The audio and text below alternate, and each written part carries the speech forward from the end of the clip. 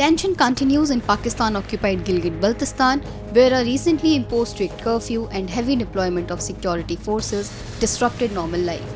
Authorities had handed control of several areas to security personnel in an attempt to contain unrest following the death of Iranian leader Ayatollah Khomeini, leaving residents struggling to access essential goods and services. Although restrictions are now partially eased, the situation in the region remains tense. Daily wage laborers have been among the worst affected as many rely on daily earnings to support their families. During the strict curfew, residents also expressed frustration over the closure of markets and the difficulty in accessing essential supplies. देखा जाए तो गिलगित बल्तिस्तान इस वक्त बहुत नाजुक सूरत हाल का शिकार बनने जा रहा है।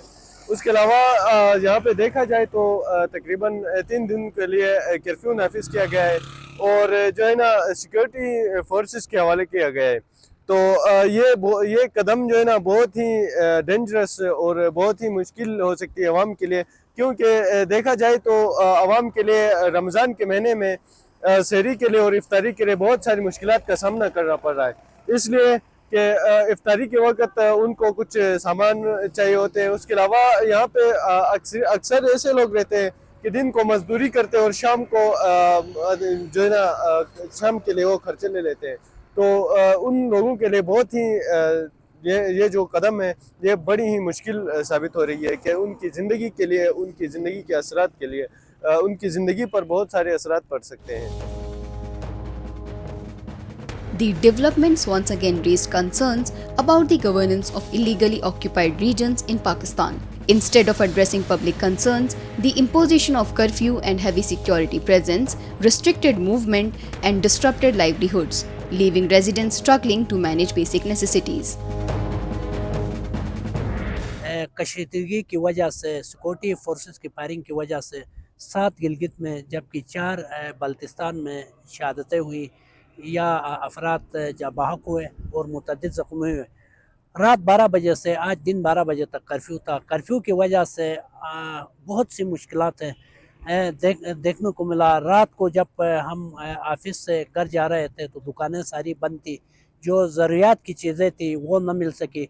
शहरी को भी मुश्किलात का सामना करना पड़ा। आज दिन को भी हम बाज़ार की तरफ निकलने की कोशिश की, लेकिन बाज़ जगहों में सिक्योरिटी फोर्सेस के सख्त नाके हैं।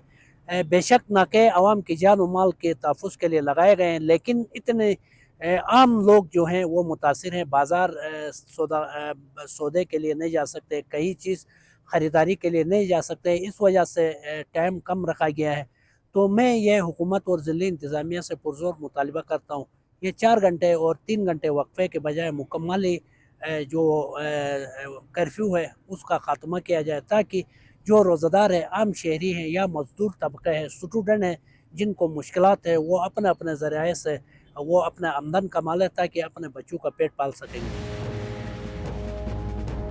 Pakistan often fails to adequately address the concerns of ordinary citizens, particularly in the illegally occupied regions of Pakistan-occupied Jammu and Kashmir and Gilgit-Baltistan. Instead of addressing public grievances through dialogue and development, authorities often rely on administrative crackdowns. As a result, locals often feel that their basic needs and rights are overlooked, deepening frustration and highlighting long-standing governance challenges in the region.